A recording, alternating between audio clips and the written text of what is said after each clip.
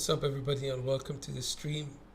This is going to be a short stream, but it's a pre-FOMC stream. I thought I should update you guys and show you my projections. Very interesting. Today is going to be an interesting day because, for starters, we have the FOMC Fed rate meeting projections. I'm going to show you what are the projections for the FOMC Fed rate, what are they expecting, and according to that, what am I expecting? If you haven't watched yesterday's video, I did give you a projection. I told you that I expect us to probably go, if we go up, I was telling you to watch that 27.4 range. And what do you know? We came up again to that range, retested it again.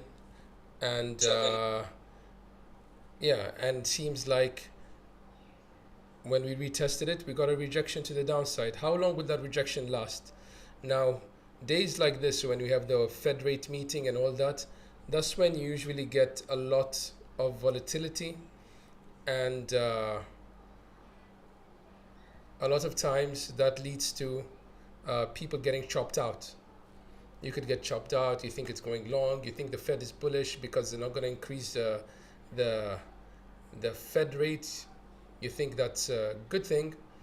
And what do you know? The market has already priced it in the past few days. We got that pump. We went all the way up to 27.4 again.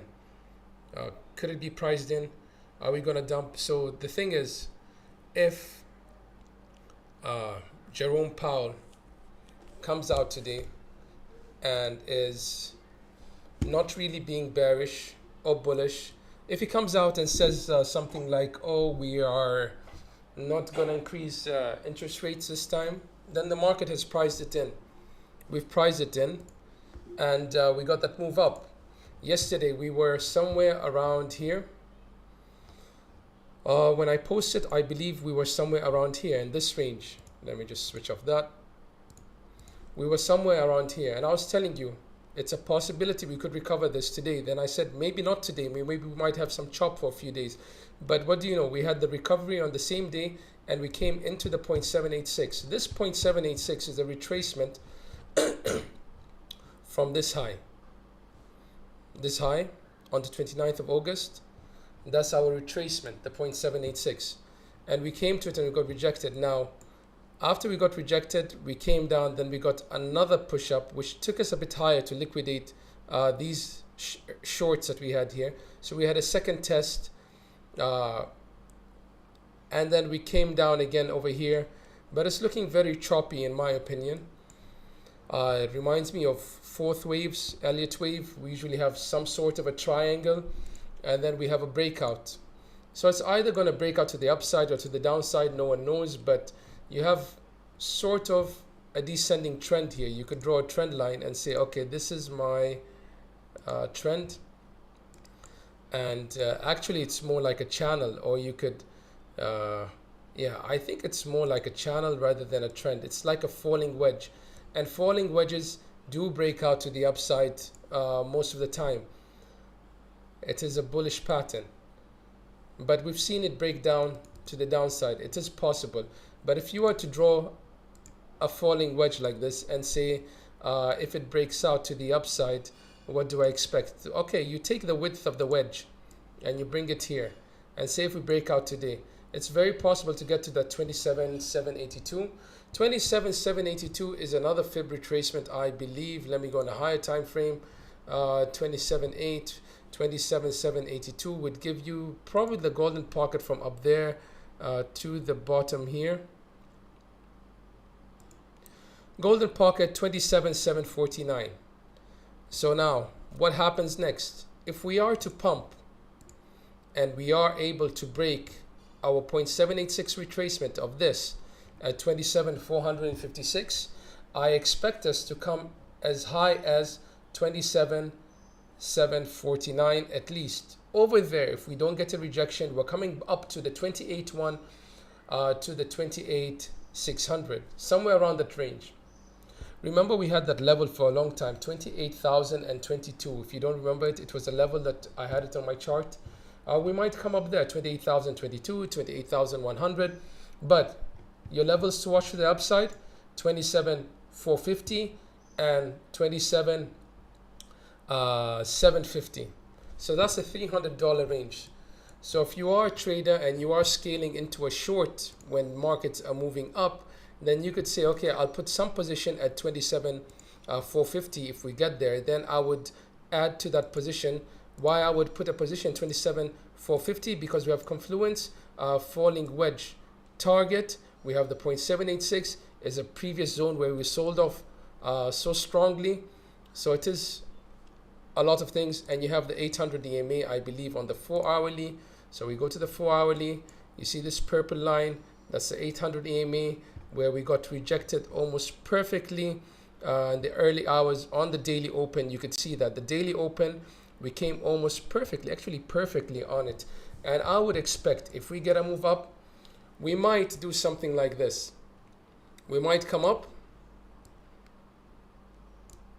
and front run 27 450, we go to 27 360 or even slightly lower, and we double top and we have a breakdown. Now over there, how would you know where the probable places to get into a short? Where could it be? Now this is on the 4 hourly time frame. I take it from the swing high to the swing low of this presumed M pattern, and we get a level to watch: 27 270, 27 360. So short, very short term, 27 270, 27 360 to the upside, followed by 27 450 and 27 750. Yeah. Now, what happens if we just dump from here? If we just dump from here, I've given you those targets for a long time. I said it's very possible we go down to 24K or even 22K, looking at the fib extension projection. Even if we go to the fixed range volume profile that I have on the daily time frame, on this small volume profile, if you get back in here, if you break below 26,500, you would be coming down to 26,050 possibly. And if you lose that, you're coming down to 25,580. Now you might have lower ranges based on this fixed range volume profile, because this, in my opinion, could take you down. If you break below 26K, you could come down all the way down to 19K. I've said that for a long time now. If I want to take another fixed range volume profile, because at the moment the POC of this bigger one is at 28,000, yeah, 28,000 flat, and the value area low is at around 25,658. So I'd watch out for those targets to the downside, because if I'm coming down, first area to bounce off 26,500. If it comes here, 26,515, 520 is an area to watch for a bounce. The problem with this move, it's not very impulsive in the sense that it looks very three-wave-ish. Now yesterday I was able to project to you guys and tell you that we could recover that, and we did that. And now we don't really have a vector candle over here in this region to recover, but we have this blue vector candle that we haven't recovered that could take you down all the way down to 25,144. So 25,150 is the next zone to watch. Now this move up, as I said, looks very choppy. I'm going to clean my chart so we have a clear chart and look at it. This move up is very choppy. This was a presumed wave 4, and we assumed we're in A, B, and a C. Could the C be done, or the WXY? This is on higher time frame. A to the upside, came down, or is this a 1, 2, 3, 4, 5 to the upside? Now you can see we came to the 0.618 and got rejected. The C wave can go up to the 1-to-1 extension or 1.618. So 28,460 and 30,670. These are targets that are possible for the C wave, if it's a C wave. But before we go there, we might get a pullback. Our pullback, an area we wouldn't want Bitcoin to break below to lock in the idea that we are still going up, is the 25,453. This is a bounce off. We need to come here. If we're going to come here and get down here. We want Bitcoin to bounce off this this level. We don't want it to break below it. That will remain. It will say the correction wasn't a correction, and we are in some sort of we finished the 5-wave move down and we're going up.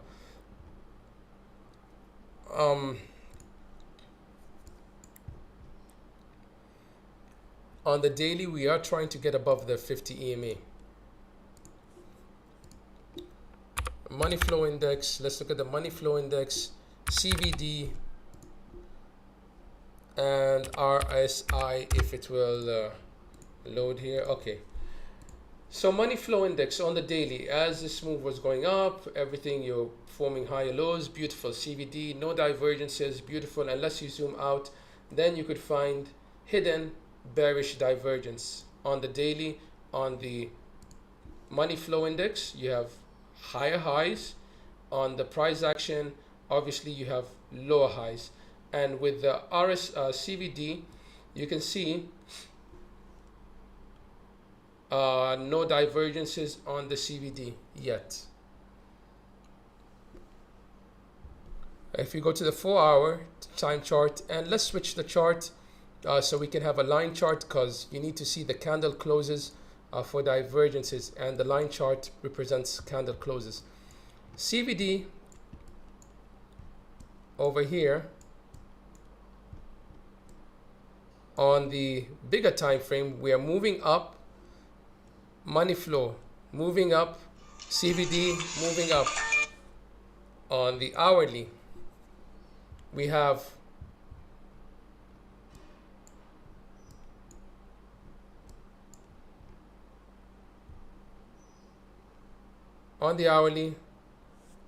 CVD going down, money flow going down, CVD no divergences. 15-minute.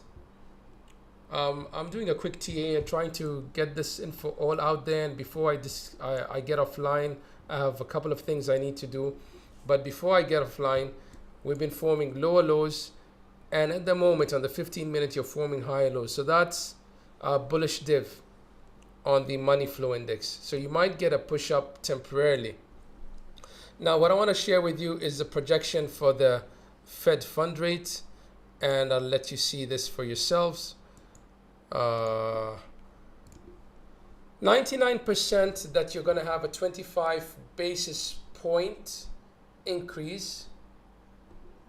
99% say you're going to get is it a 0%? You're going to go from between 5 to 5 and 550. 1% say there's going to be a 550 to 575. So that's at the moment we are at 550, and we are projecting is the Fed's not going to increase. 99% chance that there's not going to be increase. So if there's no increase, nothing will happen in the markets. If the Fed decides to increase, that's going to be devastating. If they decide to even increase, I mean, if they decide to increase, it's already priced in. If they decide to do nothing, nothing will happen. The only thing that will affect it, if they decide to increase like 50 basis points, that would be a shocker. But it all depends on Jerome Powell's speech, which will be in the Fed fund rates will be announced in around 5 hours and a half, and the statement will be around that time. So just sit tight, watch the markets today. It's going to be tricky, but it could be very profitable if you're able to trade it and using correct risk management and position size.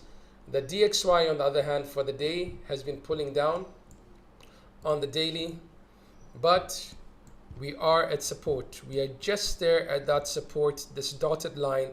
So if it's able to hold that, it will be great. If it doesn't, it still has some room to come down and still be bullish. This is very parabolic for the DXY. Look, it looks like an altcoin, the way it's been rising up. It's crazy. Look at that. And it might just move up, but maybe the move is almost done for the DXY and will be coming down. So watch the dollar index.